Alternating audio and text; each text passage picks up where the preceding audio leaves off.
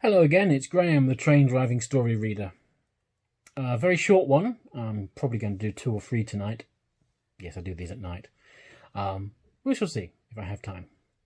It's another Hans Christian Andersen. I'm going to probably read a few of his tonight. Hans Christian Andersen's translations, it depends on which translator you read, from the Danish to the English. Sometimes some of the words are different. So if you're reading along, you might find you're reading the wrong translation. Sorry about that. Anyway, this is a very short story. This is called The Real Princess. There once was a prince who wished to marry a princess, but then she must be a real princess.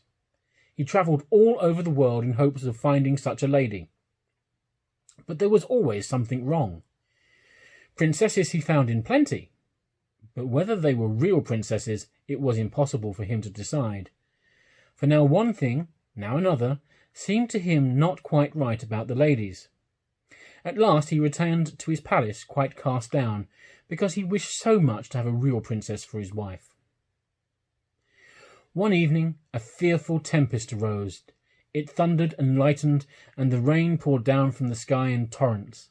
Besides, it was as dark as pitch. All at once there was heard a violent knocking at the door, and the old king, the prince's father, went out himself to open it. It was a princess who was standing outside the door. What with the rain and the wind, she was in a sad condition. The water trickled down from her hair, and her clothes clung to her body. She said she was a real princess.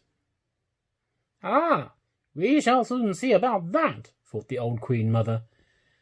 However, she said not a word of what she was going to do, but went quietly into the bedroom, took all of the bedclothes off the bed, and put 3 little peas on the bedstead.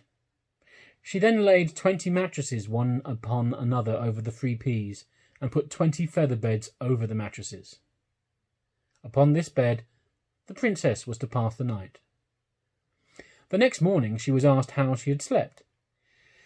"Oh, very badly indeed," she replied. "I have scarcely closed my eyes the whole night. I do not know what was in my bed, but I had something hard under me, and I am black and blue all over. It has hurt me so much."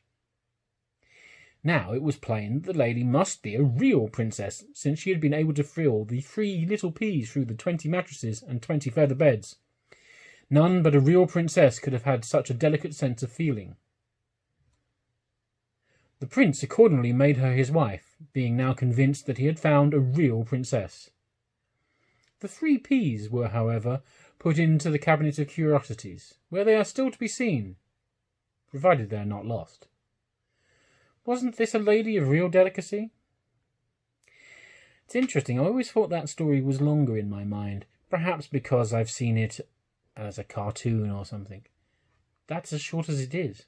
Very quick. Less than 3 minutes.